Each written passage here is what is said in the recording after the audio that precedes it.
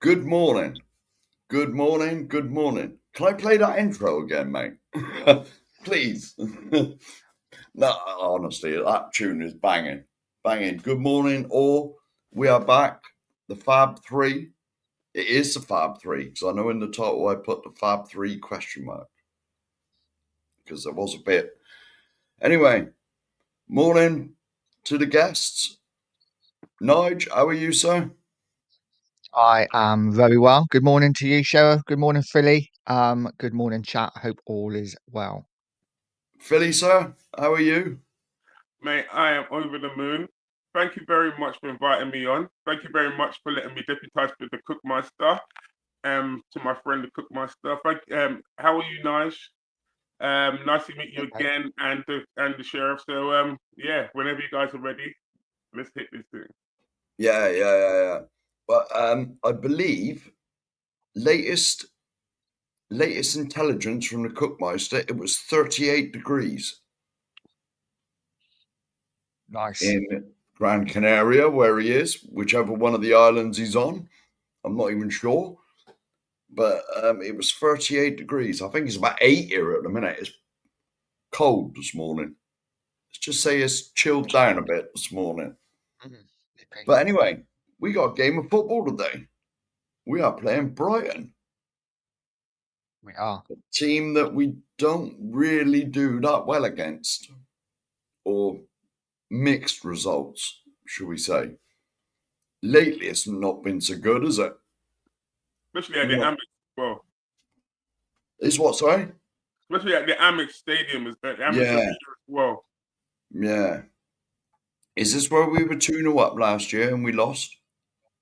I believe it was. Yeah. Yeah. Yeah. So let's hope for different outcomes today. Very different outcomes today. How do we see it going then, chaps? Oh, go on, Philly. I could right. Brighton's strength for me, like a bit like Villarreal. Yeah, their strength is the wing position, so they're going to be looking to attack us from the width. Yeah, I can see is it Matoma and Minte attacking Adoji or Spence and Poro. Now we both know defensively they're poor, so it's a question of how good we are defensive. This game here will test us defensively and see how good our how secure it is. So that's going to be the interesting battle. But and going forward to me, it's a bit in hit and miss. But I hope Spurs win. That's all I can say. Yeah, Nigel, what's your thoughts on it? Yeah. It's going to be a tough game. Brighton are a decent side. It's one of them, isn't it? If you look at like last 6 games at the Amex, I think we've won 2. They've won 4. So they've certainly had the better of us over the last couple of years. Yeah, Brighton are a funny side. They're either really good or they're really poor. So it depends what mood we catch. Exactly the same as last season. First half we outclassed them. Second half they just blew us away. So I don't know what to expect. I'm hoping Spurs are better this season under a better manager. But yeah, let's see. Yeah, they haven't really hit their straps yet, have they? Not really. No. Anyway. But the thing Oh, about no, Brighton, carry on, Phil. go on. I was gonna say the thing about Brighton, yeah, is when we play Brighton, they seem to come into the game later on the stages when our players start to tire. So we'll start on the front foot. Yeah, we'll score a goal, and I'm sure it's the last 2 seasons. We'll score a goal. And we will actually lead the game. But as the game goes on, yeah, and Spurs players get more and more tired, especially like I said, defensively, and you get lapses in concentration. That's when Brighton seem to take their own. That's when they seem to come into the game, and that's when the tide of the game turns and it goes in their favour. Well, that's what I'm looking at the last 2 years, anyway. Yeah. Right. I completely forgot, so we better do some hellos. We'd better do, or else everyone will leave. Back, always first in here. Back, big up, mate. Morning, buddy. How are you? Yes, we're all a bit nervous, mate, because we ain't got the best record there. And he's doing the shamelessness as well. Right. Oh, that was me. Get over and sub the Nige. I believe I pinned his link as well. This is how professional I am, Nige. Bloody hell, mate. You're on I it this know. morning. I know, I remembered to do it. That's what it was, mate. So half the time I just forget to do it. Scott Colliver. No. Well, 2 of the 3 was right, but Mark he did say he might pop on. I'm not sure what he's up to. Colin Crossamano, Boroda to you, Boroda. Do you know, I was going to talk about this. I haven't seen the highlights, but I've just read the reports. Have you heard about this Williams Barnett? He's 16. He's playing for the under-21s. That means he's playing in an age group above his level at the moment in time, and Well, if he's performing at that level here, that's a good sign. Yeah, that's what I was thinking. He's 16 years old, and I believe it's the under-21s he's playing for. Fair play. Yeah, so you got to remember well, you can be like 22 in that, can't you, and still play for the under-20. Aren't you allowed so many like older players in it? 1 or 2? I'm not sure. I think so. I think so. Yeah, but even at 16-year-old, who playing the under-21s, that's impressive in my books. And he's banging the goals in every game, or most games. So, our striker problems up front, I think this boy could be the answer.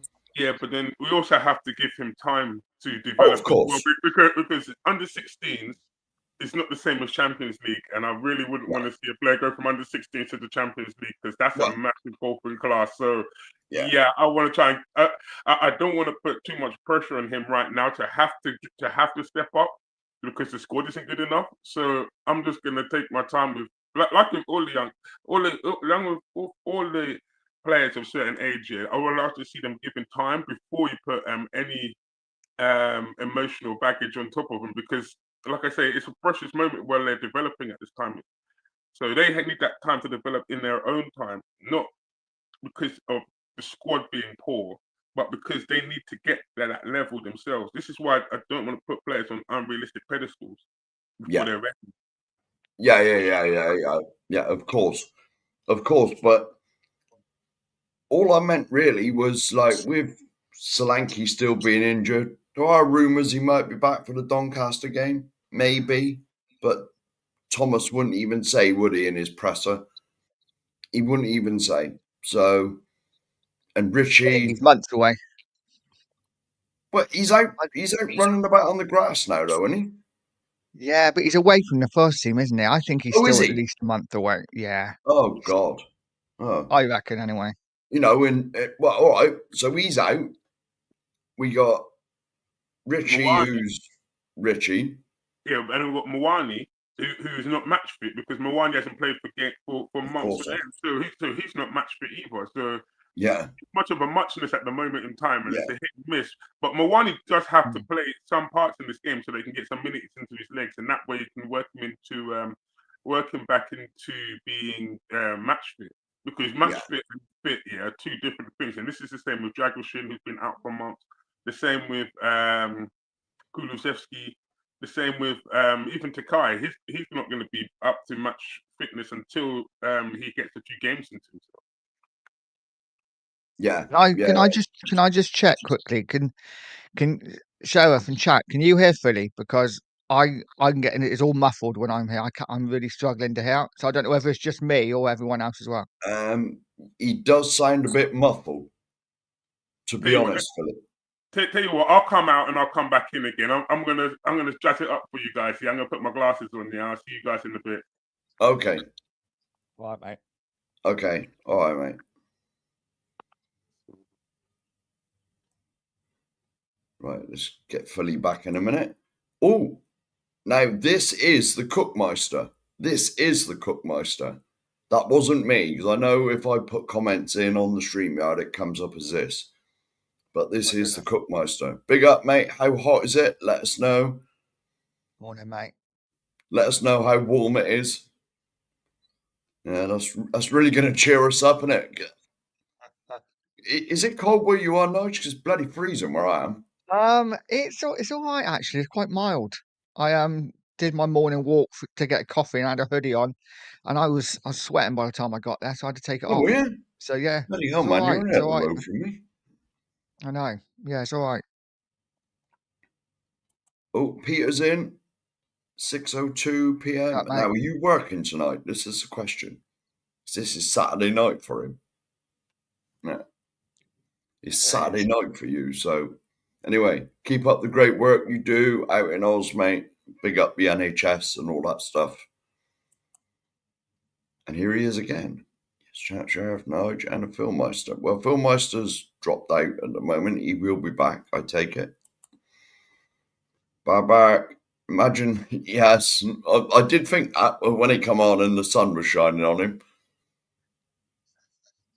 Well, it could be even worse. Cookie will come on in a minute with the blazing fireball in the sky.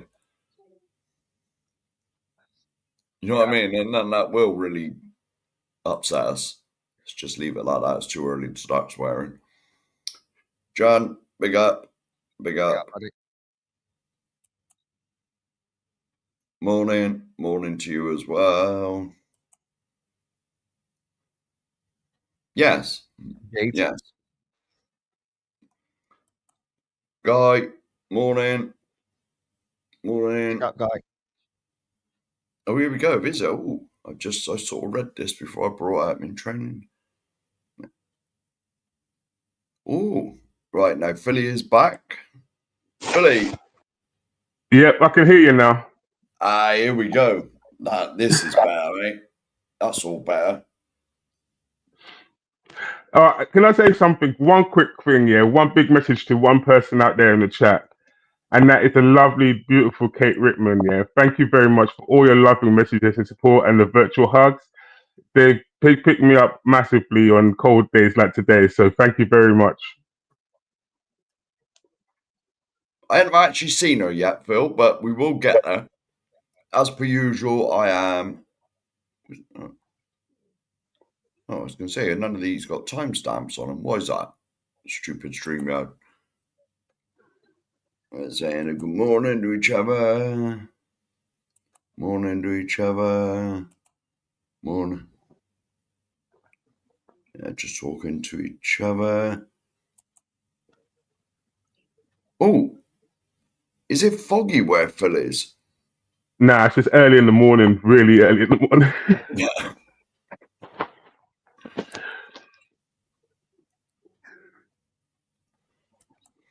Yeah. Ghosted, big up, mate. YouTube member. YouTube memberships and super chats are available. Just get that in. Bit of shamelessness first thing in the morning. Okay, Mr. Mark and Mr. Nut. Oh, pick yourself out. I don't think I've seen you here before. No, it's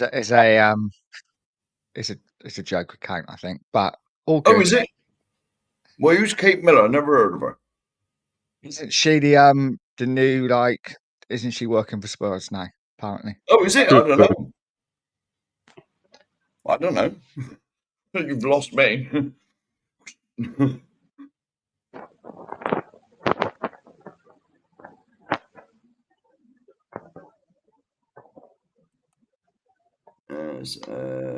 Just talking to you. I should read these, shouldn't I? No, thank you very much, Juan. Thanks, everybody. Right, let's get to some sensible chat. I'm sorry for missing out comments. That's probably Elias again. Oh, here we go. Okay. Oh, yeah. Subscribe and all that stuff. I'm sorry I've missed comments out. They're just talking to this Kate person. Oh, my goodness. Hang on. We'll get to this. Here we go. I can hear Philly. Peter, you're so generous, mate. You ain't got to do this. Keep putting in super chats and all that, but you are very generous. We appreciate you. Thank you very much. With another big super chat. Off to work, lads. So you are working tonight. Anyway, from everyone in Australia, mate. I know that's not me, but like, thank you for all you do. big up the NHS, big up anybody who works in any part of the world in the health service. You all work extremely hard, and everyone appreciates you. What I agree. I agree 100%. You know, because without the NHS in this country, like, I always big them up. Always big up the NHS. Anyone who works in the healthcare profession, always got to big them up. Always, rightfully. I agree, mate. 100% with you. The amount of work they did, especially during the pandemic, the amount of work they put in, 100%. Anyone who works for the NHS, yeah, they have my they have my support 100%. Yeah. But I've been in hospital a couple of times, mate, and some of them nurses and doctors and that, mate, it don't seem like they ever go home. Yeah, that's true. They 12 work hours. Serious hours. Exactly, 12 hours straight, mate, and they can be rolling as well.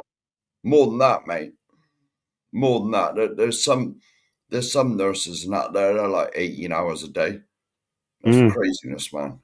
And they're always smiling and happy when inside they must be like tired. Yeah, they're on their feet, mate, but yet they put all their effort in and they keep a smile so that you as a patient, never feel any stress or anxiety with it. Yeah, it's brilliant, mate. No, they're brilliant. Anyone who works in the healthcare system gets my utmost respect. But thank you, Peter, for the super chat, mate, and thank you for all the work you do in the healthcare profession. Anyway, let's get back to the football. So, how do you think we're going to set up today?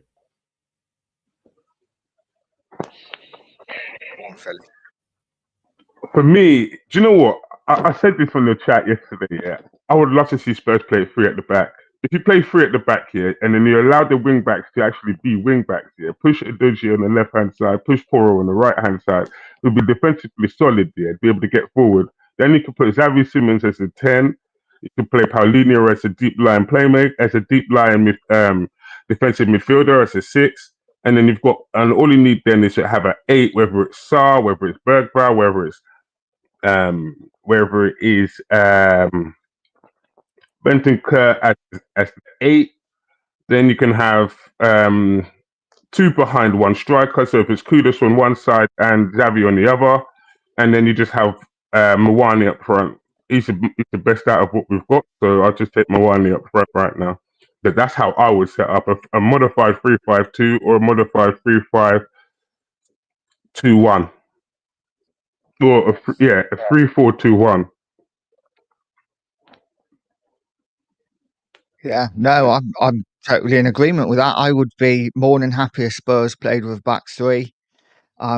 Get Porro and Udogie doing what they do best. I think Udogie starts today 100%. Just by what I'm seeing in training and that kind of thing. I think Spence will be left out, which is fine. He needs a rest. He's played a lot of games early season. So, yeah, wing backs, then have your double pivot, whether that be Paulinho. I think Paulinho definitely starts, whether that's a Bentancur or Bergvall, either one. And then you can stick 2 up front. Why not have Muani and Richarlison up front? You know, or even a Muani and a Johnson, would I say, playing off him, or a Richarlison and a Johnson. Just give them something to think about. But then, I haven't played Xavi Simons. Simons got to play somewhere. Maybe have Simons in the hole and not just have your one striker up front. But the good thing is we have options, don't we? Yeah. That's the thing. That's what I'm looking forward to. Do you know what? No, just a bit I'm looking forward to the most is that the options that Spurs have. So teams don't know how to set up against us. Last season it was predictable. And a few seasons before that, you could actually predict the Spurs line before the team started. So teams knew how to set up against Tottenham. So it was easier for them to basically look at the 11 and know who's going to start, so we can set up against you. But this season, there are more options that Spurs have at their disposal that they can actually have an air of mystery around them, so teams don't know how to set up against us. Yeah. Right, let's just say good morning. A big up, Rick. Big up, mate. Please smash the like and subscribe and all that nonsense.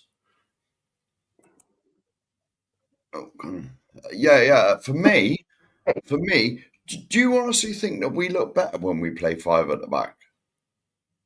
Because I believe. I think it gets the best out of the players that we have. Yeah. And it allows a lot of players here. It allows for us to not play round pegs and square holes as well, because a lot of the players that we play in the team here are basically shoehorned into a position because we haven't got a good option in that position. Like Xavi Simons here, pushed onto the left. I don't think he's pushed onto the left here because it's good for him. He's pushed on the left here because Spurs don't have a good option on the left. So we're actually sacrificing his position. We're pushing him onto the left, and we're not going to get the best out of him until he's pushed back into the 10. Yeah. For me, see, you got to remember a lot of these players were brought in for Conte and things like that, especially Porro and Udogie. Like, they're naturally wing backs, aren't they? Yeah. And I believe to get the best out of them, you got to play 3 at the back. All right, Spence is different because he is a natural fullback and he can cover both sides. But I did listen to Frank's press conference yesterday, not the embargo bit, but I watched the main bit that comes out, the first bit that comes out, and he was saying about his fullbacks and that, and he said 3 to start with, and then he said, 4. He said, like, Ben Davis, but I think Ben Davis is only going to be like a bit part, and he. One can only hope. Do you know what, Mark? One can only hope. I'm not being funny, right? I'm going to say this, yeah. People can take it whatever way they want, but with Ben Davis here, a couple of years back, about 3 years back under Ange, the first season, I saw him get roasted by Saka, and I got to see him get twisted by Saka, and I said to myself, I don't really want to see Ben Davis as left back because Ben Davis is devoid of pace, and the one thing teams can do, yeah, is to get the ball, yeah, and run at him because that would leave him wide open for me. This is why I keep saying that Ben Davis for me has to leave because I don't, as an option, he's not really a viable one, and. For me, yeah, I'm looking at Jed Spence. Jed Spence cannot cover both sides at the same time. So if something happens to Jed Spence and he gets injured, or something happens to Poro and he gets injured at the same time, you're scuppered on the right-hand side. But worst of all, if something happens to Adoji on the left-hand side and Spence at the same time, you're scuppered on the left-hand side. So three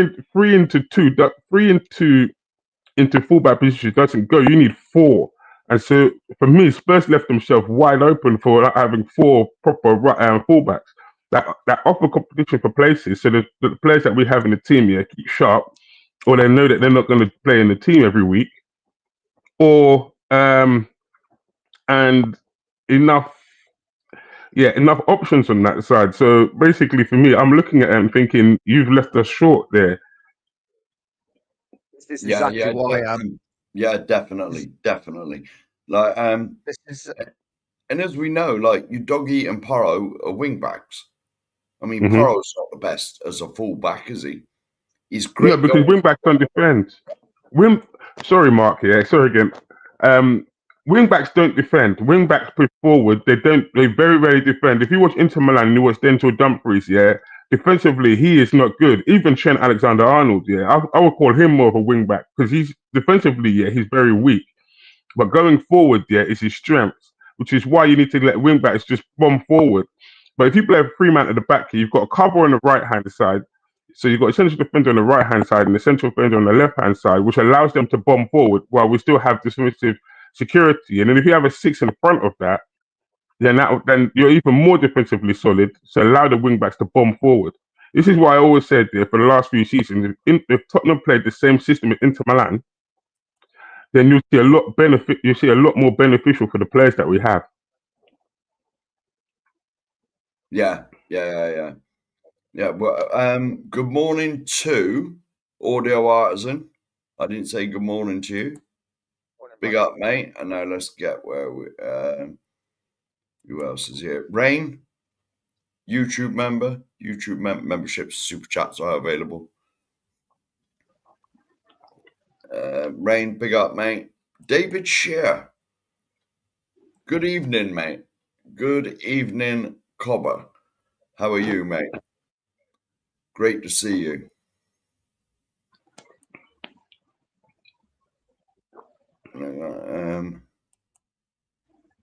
Yes. There we go. Mark saying good morning to you. Yeah, so the defence, it's like you said, Phil, we have been left a bit short. We could have done with another one. Personally, with Ben Davis, I want to see him like stay as a coach or something because he's done a lot of his badges already. I want to see him like, because how old is he now? He's got to be like 30 something. I think it's 34, you know. Yeah, I think he's 34. forever. Yeah, but the thing is, yeah, I'm a sucker for romance stories, yeah, and do you know what? I'd love to see him go to Wrexham, just to play with, just to play under Ryan Reynolds, yeah, and because that is a romantic story, Wrexham. When you see where they've come from, yeah, to where they've actually seem to get to, I would love to see him represent and go to Wrexham, yeah, just for one season, just to see what. I think you would get a hero's reception at Wrexham as well. To be fair, Yeah, that's a shame. Yeah, But definitely. going back to the fact that we are short in areas, this for me is where Frank has to manage the team properly. And as fans, we can't be kicking up a fuss when a Romero's left out for a Danzo, or a Van der Ven is maybe left out for the odd game when a Davis does come in, because we are going to have to rotate. We are going to have to rest players just to get them through, because we can't afford injuries. Yeah. Well, this is where I think Frank is completely different than the last manager because you look what he done against Chelsea, wasn't it? When he brought back Romero and Van der Ven, and they both went off within half an hour. They were both injured again. Yeah, I think he's very. I think he knows when they're in the red zone and when's the right. All right, you're always going to get unlucky with injuries. I mean, Madison done his knee, didn't he? Doing nothing really. That was in the Arsenal. Yeah. Was that the Arsenal friendly in Hong Kong? it's a Newcastle one. yes, wasn't it was. I think. No, it was a Newcastle one. It was. Oh, all right, it was a Newcastle. Right, it was a Newcastle one. Yeah. But do you know what? No, I'm going to take you on that point. Yeah, I'm going to say to you, we haven't even begun playing 2 games a week. Christmas time is going to be the worst one because Christmas time, yeah, their games come thick and fast.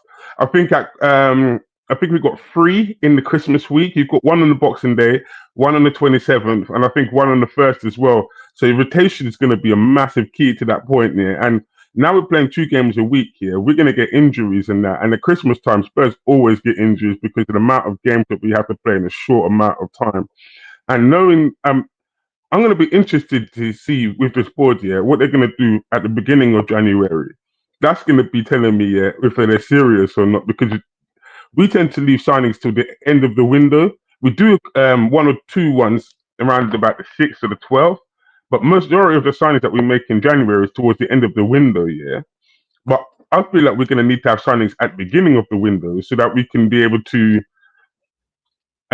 basically cover the games in the FA Cup as well, because they're going to start up in January as well. And January is another big month, depending where you go. First week of January, 3rd round of the FA Cup. Always is. It's always the same time every year. It's the first game of the new year. The first weekend of the new year is the 3rd round of the FA Cup. Always the same. Always has been, always will be. And I like it. I like the FA Cup. So, but it's true what you say. Like, Enoch have talked the talk now about, like, investing in the team, making us better. They got to walk the walk now. You know, anyone can say anything. I could say next year I'm going to be a millionaire. I'm certainly not going to be, but like, you know. You could be Delboy. You could be Delboy Sheriff. Talk's cheap, isn't it? Talk's cheap. Talk's cheap. Anyone can say anything, unless you actually, you know, walk the walk. It's not worth chatting, is it? And they've chatted the chat now. They got to deliver. Yeah. You can talk a big game, yeah, but it's how you implement the game. That's what I always say to people. Is you could talk a very good game, yeah, but how do you implement it? How do you act on it? words, actions are worth 1,000 words, yeah, and actions speak a whole heap louder than the words as well. And that's one of my sayings. Is actions speak a whole heap louder than the words, and actions are worth 1,000 words, mate. Yeah, definitely. Definitely. I mean, yeah, it's like I said, they come out and made their statements when Levy left. You know, statements are easy to make. Just sit in front of a camera or get a reporter to write it down and put it out there. It's what you do. It's your actions. For me, my eyes are on Lange. My eyes are very much on Lange here because I'm watching the communication between Lange here and Frank, and it's obvious to me that Frank doesn't like any of the options on the left hand side. Now, I said this in one of your chats, Nigel, and I watched the video of Lange the day beforehand, and Lange said, "Yeah, I bought players here in the summer that have Champions League experience. This is why I bought Tel because he's got offer some level of Champions League experience." Now, to me, why is Thomas Frank leaving Tell out of the squad if he's there to add Champions League experience? That doesn't make no sense. Why would you select Odeberg, who has no Champions League experience, over Tell? That to me tells me there's a miscommunication between the two of them. And I'm looking at Lange and I'm thinking, I want to see exactly what you're doing, man. Because to me, for a year, you've watched the way the Spurs are weakest in the squad there, and you haven't bought players appropriately for what we need. And this was always my thing in the summer as well. I said to people before the summer, I didn't care about the name of the players coming in. I cared about positions on the football pitch and Spurs buying players they actually needed. Not the name of the player, but what the positions they actually needed to fill. And that for me was one of the biggest misses of the summer because that told me there was no plan whatsoever in a lot of the players that actually bought in. Yeah, definitely. And to be honest, Lange, what done it for me is when we got him from Villa, they didn't create a stink about that he left and we got him, and they were almost like, all right, see you later. You know, they didn't seem that upset that he left, you know. And I must say, thank you, Barbaric. Very generous. Become a YouTube member. See, that proves they are available and super chats and the most apart from me, the most shameless person in our chat, who is Barbaric, always going on about liking, subbing, and super chats and memberships and all that. He has become a member. So thank you, mate. Thank you. We appreciate all of it. You know, without the chat, there's no show. You know, me, Philly, and Nigel could have sat backstage and had a chat for an hour. You know, so without all the comments and that come in, we appreciate everyone that comes in here. Yeah. You know, so thank you, Barbaric. Big up, mate. Oh, and what? Oh, we must have gained a subscriber then, Nigel. Is this true? I think Cookie put it in somewhere. Yeah, he did. Yeah, 12 Here away. Here we go. Yes. Oh, so Mark's got his eye on the ball. 12 away from. Oh my God. Well, we've got one subscriber, so thank you to that person. Thank you to that person. We are slowly creeping along. It's been very slow lately, hasn't it? It's slowed down, isn't it, since the window's shut? But expected, I guess. Yes, it has. And this will cheer everybody up. It's 35 degrees where the Cookmeister is, with a heat index of 39. Well, that's very nice for you, mate. Can I just ask you, Cookmaster, yeah, are you sipping pina coladas, in the rain? Because I'm just listening to you, and I'm thinking of the pina colada song, I Can't Lie, every time I see it now. Well, I mentioned this on one of the shows that he's got to come on with a pina colada with an umbrella and a sparkler in it, like Del Boy. Like Del Boy. Or come on with some strange drink. Remember the drinks you used to order? Some real crazy stuff. And you didn't, what the hell's that? As long as there's a fall between the bar, mate, I think we're okay. But to be honest, I think this is going a little bit far, saying it's 35 degrees today. I think he's just stirring the pot, yeah. This is taking it to the limits now. But you've only got one more week, mate, and you'll be home. So enjoy. Have you I can't remember what you messaged me you were drinking yesterday, but I'd never heard of it. But enjoy, mate. Get on the beach, lap the sun up, and enjoy. And you may be present for next week's show. I'm not sure what time he gets back. I know he gets back next Saturday, but I'm not sure whether it's like, if it's like 2 in the morning, he ain't going to be on. But enjoy your break, mate. Yeah. We're struggling along nicely. I'm not sure when I'm going to go live again. Next week at some stage. Yeah. Just leave it like that. Next week at some stage. Let me say this between you two make the morning brilliant. By the way, your show, Nigel, before the sheriff's show, actually give us the energy to go through the day. So thank you very much, providing the content in the morning, mate. Thank you, appreciate that. It's sometimes it's difficult, isn't it, doing it? But thank you, mate. Yeah, it is a bit nerve-wracking coming on your own. You think, what the hell am I going to talk about? Because I'll be honest, this is the complete honesty on this show. Cookie is the one that does all the research in the background, or he looks on his phone, put it that way, because I can't be doing with it. I can't be looking at bloody this link, that link. He gets all of that, and then he'll send me all these links. Oh, that's something to talk about, isn't it? So I do none of it. So when I come on in the morning, I just go through the chat, mate, and if they bring anything up, oh yeah, let's talk about that for 5 minutes. You know what I mean?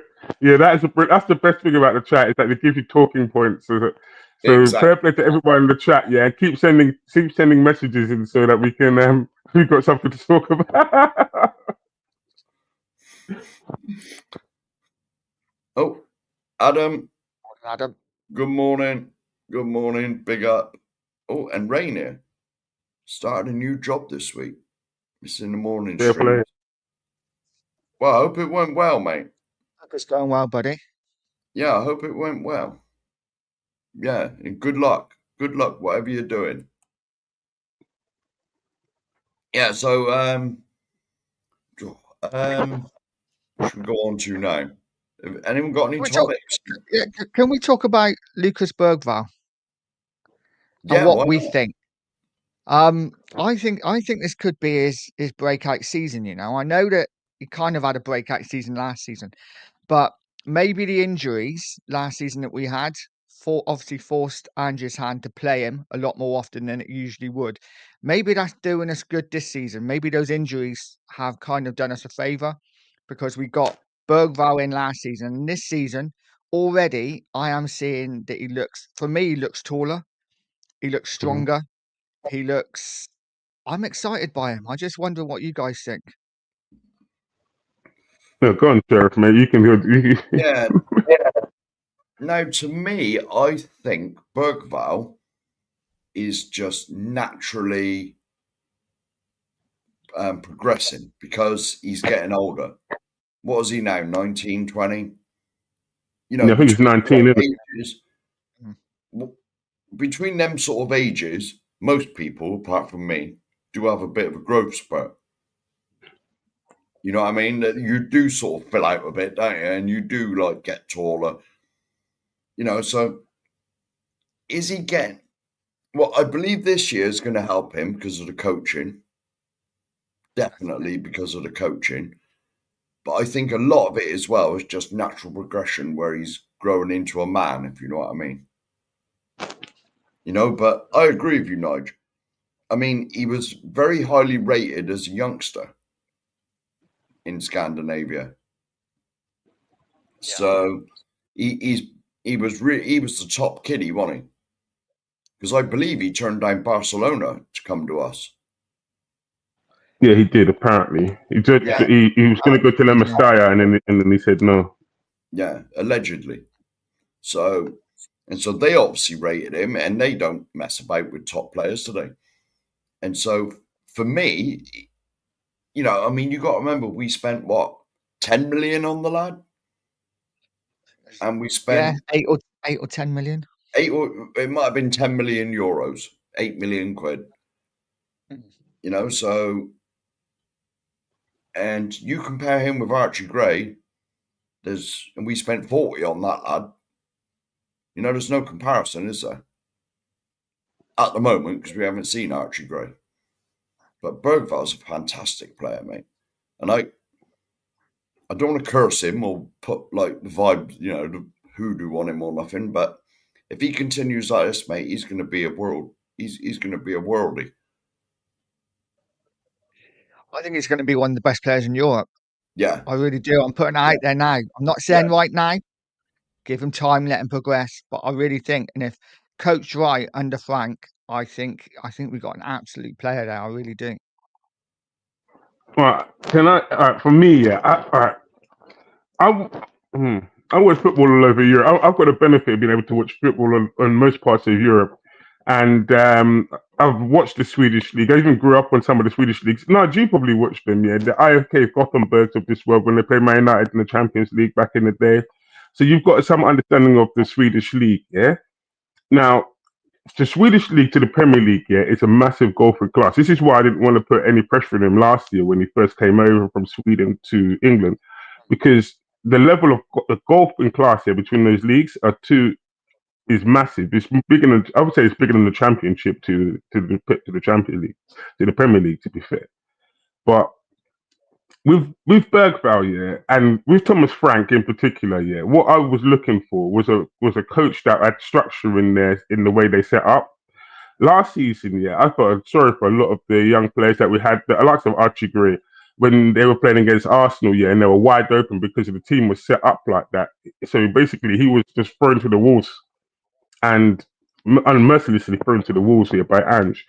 And with Bergvall, it's the same because, and with Sarr, to be fair as well, there was no structure for them to get in, structure for them to play in the team. Now, Bergvall is still developing. So I'm not going to put pressure on him to have to perform this year. And it depends how Frank wants to set up. If you want to go with a more attacking, system, then you play Bergvall as the 8.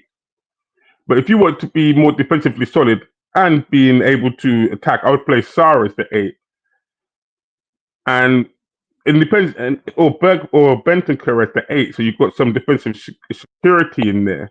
But it's depending on how you want to approach the game, innit? And what your attacking, what your intentions are, and your attacking intentions before the game. But for me, yeah, I look at Bergvall as a deep line playmaker. Somebody could pick up the ball up here and look and spray the passes from the. This is why I say he's more of an 8 than a 10. So he's not the guy that's going to create opportunities for the likes of strikers to run behind a defender. He's not going to play that intricate pass. But what he can do, yeah, is he can play a range of passes. And that's what I looked at with under Ange. But unfortunately, under Ange, yeah, because of the speed that we were playing at, a lot of the time, yeah, he would get the ball and just give the ball away because he's got no time to think of where the pass is going to go, which is what I noticed with him in a few games last year again. So I'm looking at Bergvall, and it's going to be a big year for him. But I'm not going to put any pressure on him to have to perform. And I think he's in this around the Swedish setup as well for the national team. So it's going to be an interesting year for Bergvall. I'm just going to take a step back and just watch him develop. Yeah, it's the worst thing you can do is to put pressure. You know, just let him develop naturally. Do you agree, Nigel? I agree 100%. Listen, he's got a lot to learn, and Yeah. I'm seeing some things in the chat, and they're absolutely right. You know, he still makes mistakes. He gives the ball away. Yeah. He runs past players sometimes, and he's out of position. But for me as a fan, and I know a lot of YouTube, you can't say things because if you do, you're in the mud. For me as a fan, if you can't get excited about players coming through and players that you think are going to be really good, then what are we doing now? I'm a fan and I want to see the Spurs players get some recognition. I like Bergvall. I like everything he does. And I think he is, if I'm in the mud later on, fine. I think he's going to be an absolute baller for Spurs or Yeah, but someone else Nigel, going forward.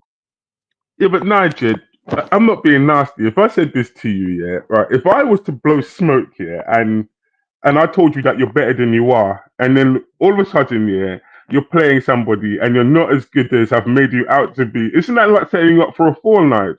And then isn't that giving you like a unnecessary chip on your shoulder because now you think that you're better than you are because I've told you that you're good, you're good, you're good, and then all of a sudden, yeah, you're not as good as you think you are. I feel like one, that's setting you up for a fall, and two, that's basically putting a chip on your shoulder now that you think that you're better than you are. So that's what I'm looking at both sides.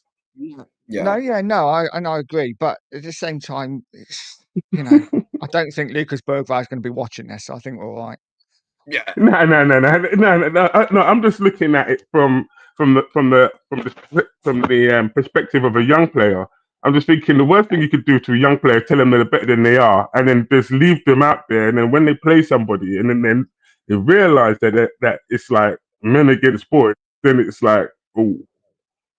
But you were telling me that I was good at something, and I really and truly I wasn't. So have you actually helped me? Have you actually benefited me? Not really. I Yeah. think it's one of them, isn't it? It's like Yeah. some players like that tough love, and some players like an arm round, and I think that's the same with every player. Same in this instance as well. Some players want to Mm. get told, "You're fantastic. You're going to be brilliant. Keep going." Other players probably get more out of it if you are, you know, told that you're rubbish or you played bad, even if you played well. It depends what kind of character you are, I guess. Yeah. Yeah. No, It I is just, I just, horses for I just courses, isn't it? It Yeah, I is just find horses it's for better to be courses. truthful to people. If you're truthful to somebody and you say, "Look, this is it," yeah, and be truthful of them, I think they have more respect for you as a person. Yeah. That's just me. If I was to say to you, it doesn't matter how bad it is or good it is. I just say to you, "Look, this is how it is, and it's up to you to accept it or not." Then I think that you have more respect for me as a person than somebody who's going to say to you, "Look, this is this," and it's not true. That's how I look at it, anyway. Yeah. Right. Let's do a few more good mornings. Paul G. Bonjour. That sounds like Del Boy. Cookie should be saying that, really. Amin. Good morning. Yes, we just talked about that, but I am like, bloody hell, 18 minutes behind with the chat. I will catch up with the chat.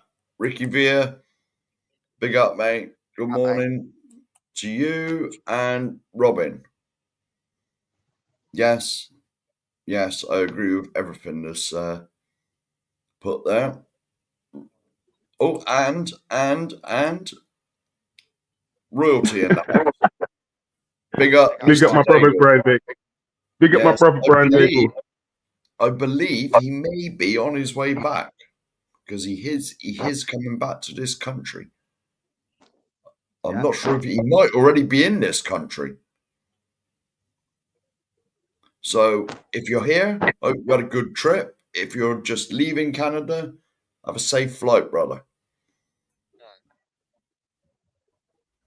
I've sort of lost where we are.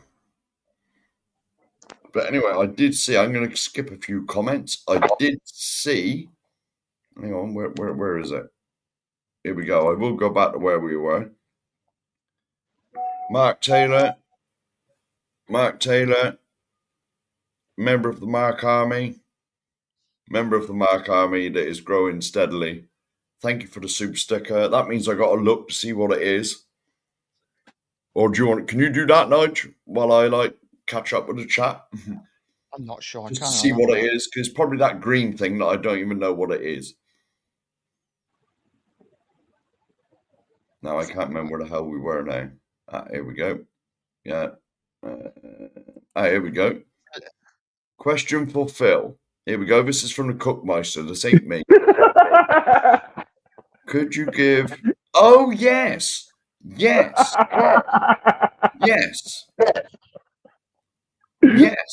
We did say that we were going to get you on this channel to give your account. Yes. I forgot all about this, Cookie, so thank you for this. As you know, I forget everything. So, what is yours? Oh, thank you very much. I've been waiting since. Do you know what? I'm glad I got to meet you, and I'm glad I got to meet the Cookmeister, and it has been 3 long months. I did not judge the window during any moment. I told you, even when I met you, I said to you, I'm going to take a step back from the window. I'm not going to judge it at the time. I'm going to wait till the window closes. And for every WWE fan, this one's for you, yeah? I'm going to judge it when Tottenham have no way out. And September the 1st has come. So, yeah, for me, the window was a 6. I feel that we wasted weeks on end chasing Morgan Gibbs White with nothing in the background. I felt we wasted weeks on Eze with nothing in the background. There were players that we could have bought for the team that the team desperately needed, like a centre back if you're going to play 3 at the back, or if you get or a left winger. As soon as Son said, "I'm looking to get out, I'm looking to leave," Spurs should have had a contingency plan for that in mind and been able to get in the left winger, because not having a left winger has allowed teams to double up on Kudus on the right hand side because there's no threat on the left hand side. And I know Johnson scores before I even say it, because I know the sheriff's above me and he'll say to me, "Johnson, ole, ole." The reason that teams don't really mark Johnson is because he's not really a threat. So I'm looking at this window and I said at the beginning of the window, it's about what Spurs actually needed. So for me, yes, you've got some good quality signings in 4 first-team players that walk into the scene: Xavi Simons, Kudus, Paulinho, and Muani. But Spurs needed a lot more than what we actually bought. So for me, I'm not blinded by the names that we bought in. I'm gonna say the window was a 6 at best. A 6, Phil. Yeah. I sort of, yes, I can see where you're coming from, but unlike us normal, all right, 2 of them were loans. We did bring in 4 people to go straight into the first team, which is very unlike us. Very unlike us. Let's just say a good morning and may the force be with you, Lee. May the force be with you as well. Even though he did tell me that the Star Wars film I bought in a charity shop is the worst one ever. I thought Which one was it? Which one was it? The worst one is Phantom Menace, by the way. But which one? No, it was. I can't remember the bloody name of it. It's only over there. I can't see it from here. It was the one with the girl in. Kylo Ren. Rise of the Skywalker. Oh, that's it. Yeah, I know that one. Yeah, Rise of the Skywalker. But I also managed to get Empire Strikes Back as well. Nice. That's original a good 3 were the best. The original 3 were the best. The rest are... well, they were for me, mate, because I went to the cinema to see all 3 of them. Oh, you... when I was a kid. Well, a kid-ish. Right, I just done a James Bond show, Mark, and I'm thinking, out of all the movies I wanted to see in the cinema, it would have to be Moonraker in 1979. Tell me you went to see that movie in the cinema, mate. You must have done. What was it like to see Moonraker in the cinema and Bond in outer space? Moonraker? I'm not sure. I can't remember if I went to the cinema to see it. I've certainly seen it on the TV many times. But I can remember the Star Wars ones, because I would have been 6 or 7 when the first one came out. And then when did Empire come out? 1980? Yeah, Empire's 81, I think it is, around about that time. I'd have been 10, 11 then. And then I went and seen Jedi as well. That was 86. Is it? I'd have been 15 then. I'm possibly a bit older. I probably took a girl. Jedi's a great movie. Yeah, I was going to say, I probably took a girl by that stage. Probably not, but I'm just trying I'm just trying to big myself up a bit, No, I'm just thinking that you got the luxury of seeing like Superman in the cinema, and Jaws. and Christopher Reeve's one, and another big one at the time was like I say, you had the Spy Who Loved Me and stuff like that who came out in the cinema that you had the chance to see in the cinema, and they were massive. Yeah, and you got to remember as well, back then,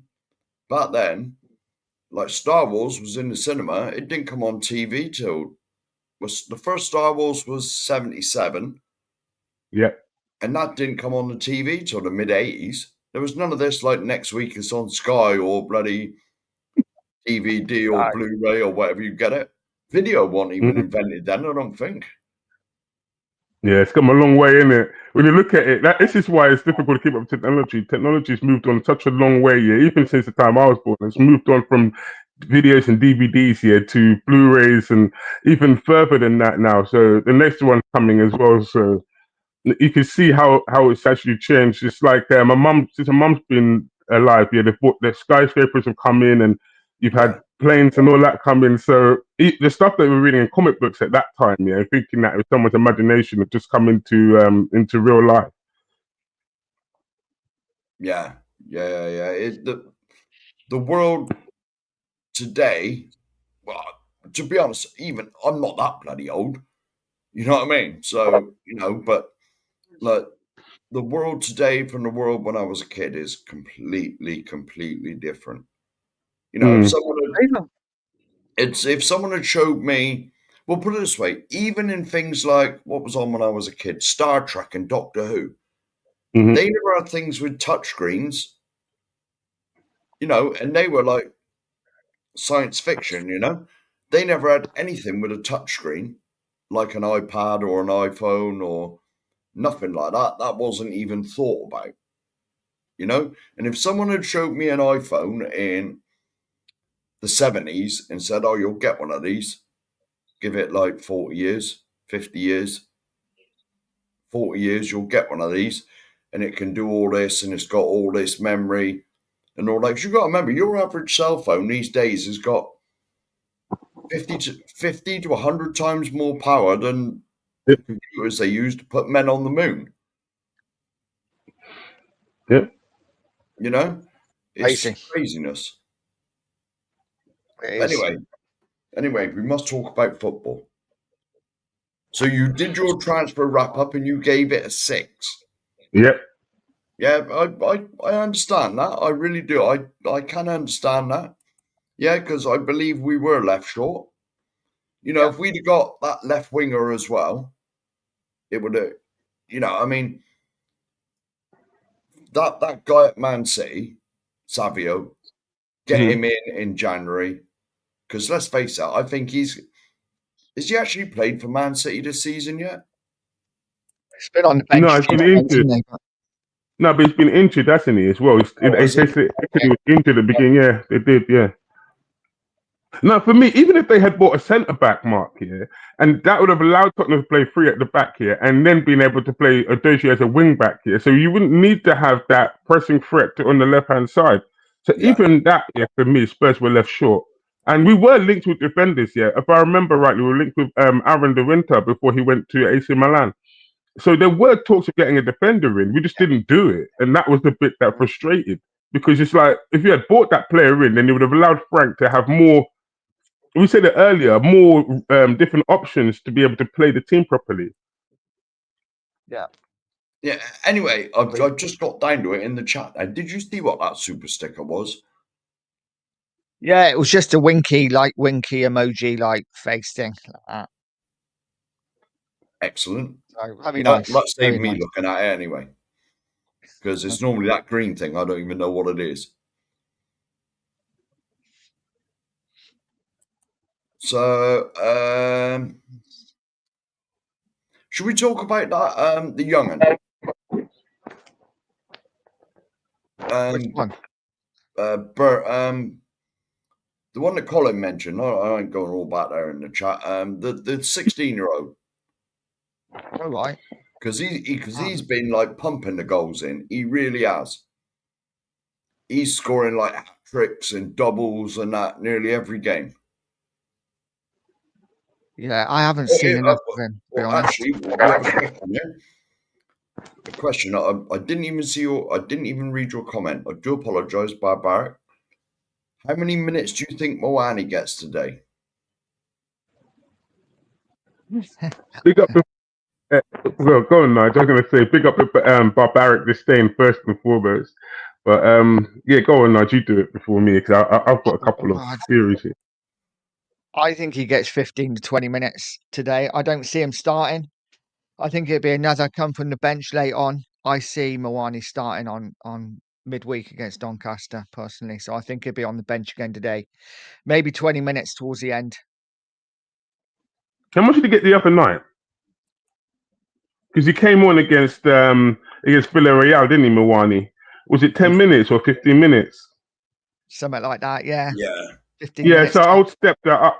Yeah, I'll step that up to about 25 minutes right now, just because he needs to have those minutes in his legs because he's not been playing for Juventus for a while and he's not been playing for France, so he needs to get those minutes into his legs. So the more minutes he gets here, the more fitness he'll build up in it.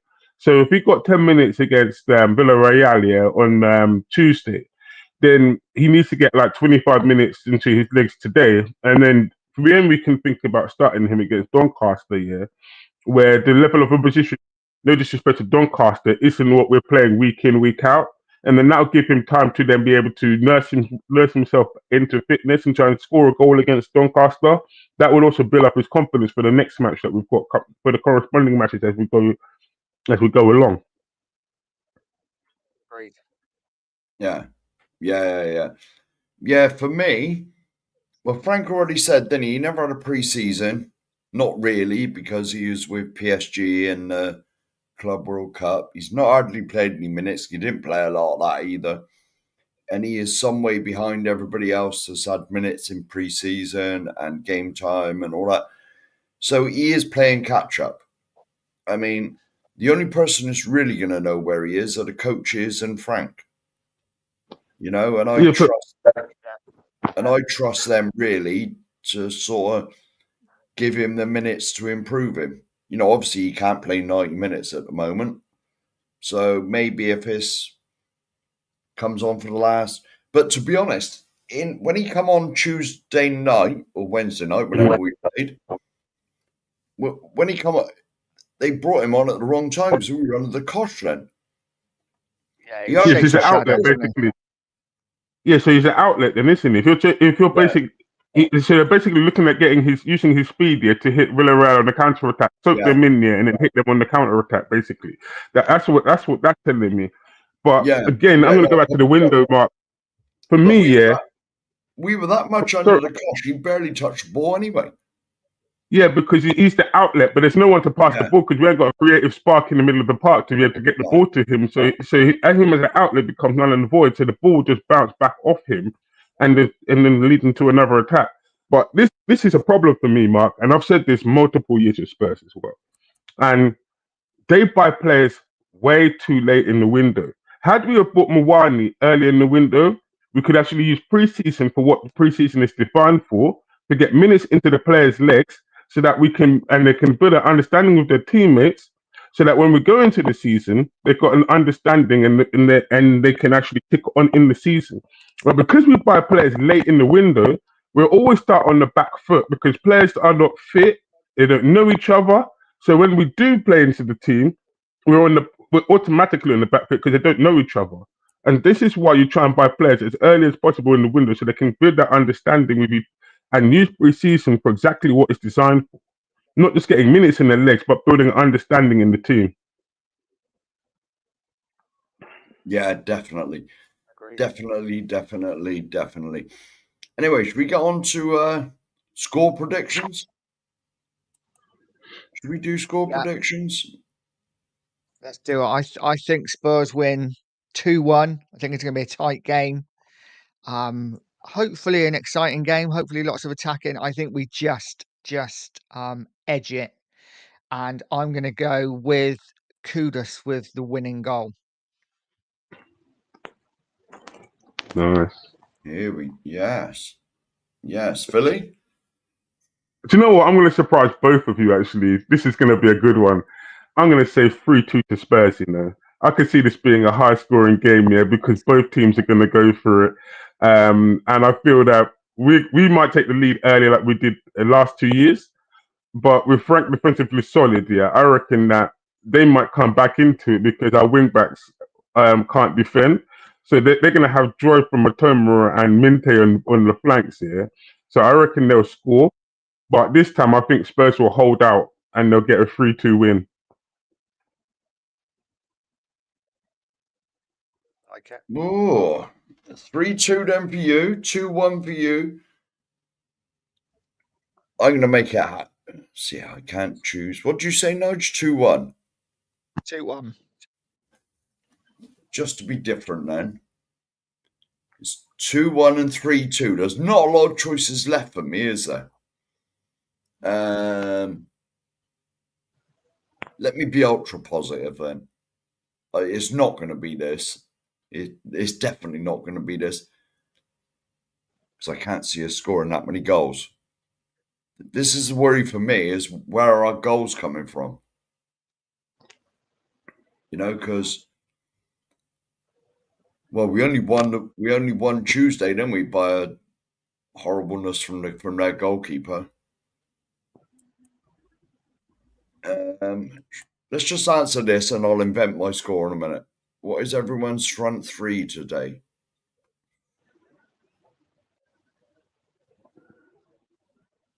Front threes for everyone. For me, I think it will be the same as Yeah. last weekend. I think it would Yeah. be Kudus, Richarlison, and Xavi Simons on the left. Yeah, Kudus will definitely start because he is our outlet.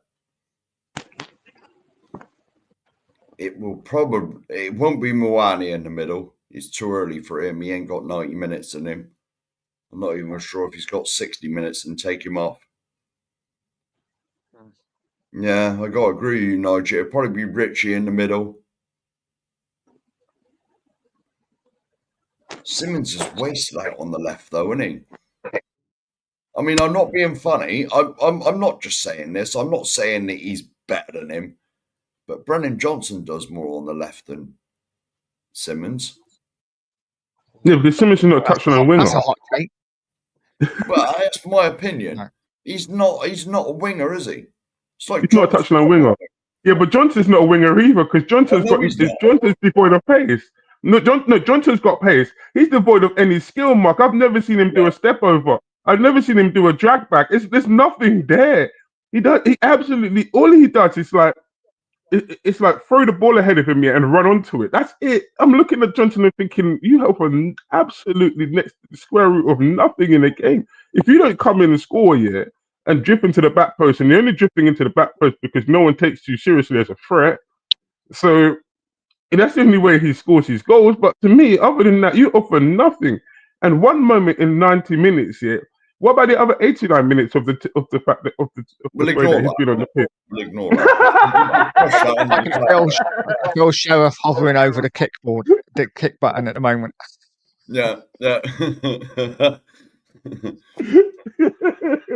We'll just brush your 89 minutes under the carpet, Phil. But anyway, it's gonna, in my eyes, though, it's gonna be Kudus, Richie, and Simmons out on the left. Not our best, to be honest, because we didn't create nothing the other night with that, did we? So big up to Tin Man as well. I agree with you. That's my lineup as well. I agree with you. I'll give both of you guys. I think it's going to be much of a muchness. I think it's going to be our friend the pigeon up front. It's going to be Kudus on the right hand side, and it's going to be Xavi Simons on the left. But I would actually push them both inside here, just behind the striker. So you've got two, and then two like number 8, so two attacking midfielders behind the striker. And then I'd allow Adoji and Poro to be the whip on the flanks. That's what I would do anyway. That would be good to see. Yeah, right. It's time for me to win. Right. No, it was 2-1 from Nige, 3-2 from Philly. Let me say 4-2 then. And that's being ultra positive. Right, let's just say good morning. Well, we're virtually done, mate. Morning, Angus. Big up, Angus. The best Arsenal fan I know. Acknowledge me, Angus. It's for you, Angus. Acknowledge me. Oh yeah, Yeet and all that stuff.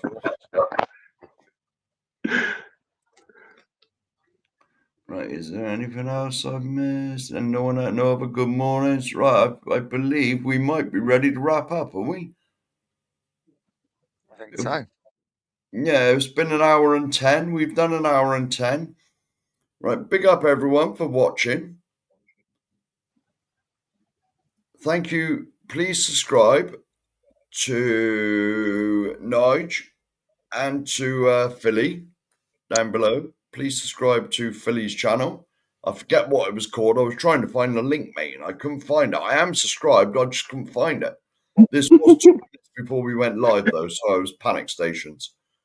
All right, can I just say 2 words of this? One, right, first and foremost, thanks to the sheriff, thanks for having me on, and thank you for the cookmaster for allowing me to come on to the three guys today. Big up Nige every single time, and the Dan analyst as well, because you've always been supportive to me. So thank you very much. Now we have a big extravaganza tonight on Blockbuster Movies, Games, and Television. We're going to be talking everything Dragon Ball Z. We're going to have the likes of hopefully Hasper, and a few others coming on talking about Dragon Ball Z. So subscribe and like and get ready for a good show tonight. So thank you very much, Sheriff. No worries, mate. I'm just in the back here attempting to find, because I thought it was TV and videos and something. I will find it now if you give me a minute.